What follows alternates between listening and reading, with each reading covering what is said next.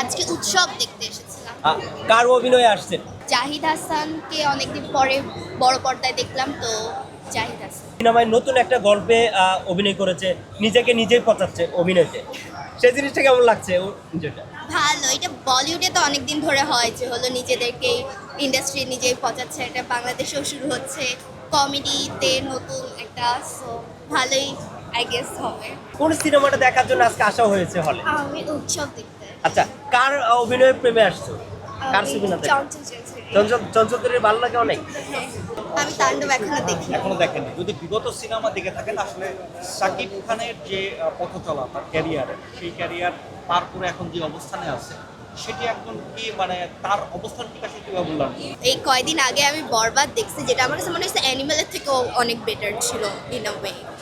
তো সেই অনুযায়ী আমি শুধু একটা মুভি দেখে তো একটা মানুষের ক্যারিয়ার পুরাটা জাজ করতে পারবো না।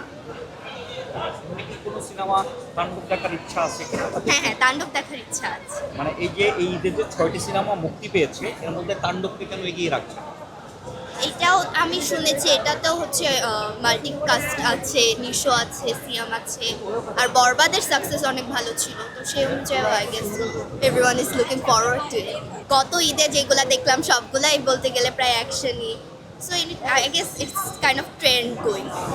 তাণ্ডব দেখবে শাকিব খানের জন্য প্রথম, তারপর দেখবে বাংলা ছবির জন্য, তারপর ভালো ছবি করছে সেটার জন্য দেখবে।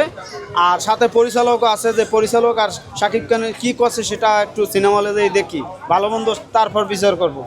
খালি চেহারা দেখার জন্যই তাণ্ডব দেখবে কিনা, যেভাবে আপনি বললেন শাকিব খানের চেহারা দেখার জন্য প্রথম এক ক্যাটাগরি মানুষ আছে, শাকিব খান আছে ওখানে, সেটাই শেষ কথা, এটাই হচ্ছে শেষ কথা। এক ক্যাটাগরি অনেক বেশি গল্প দেখে যাবে, অনেক বেশি ডিরেক্টর এবং আর্টিস্ট দেখে যাবে, আর অনেক বেশি বাজেট দেখেও যাবে, কিন্তু প্রথম শাকিব খানের ছবি দেখবে শাকিব খানের জন্যই।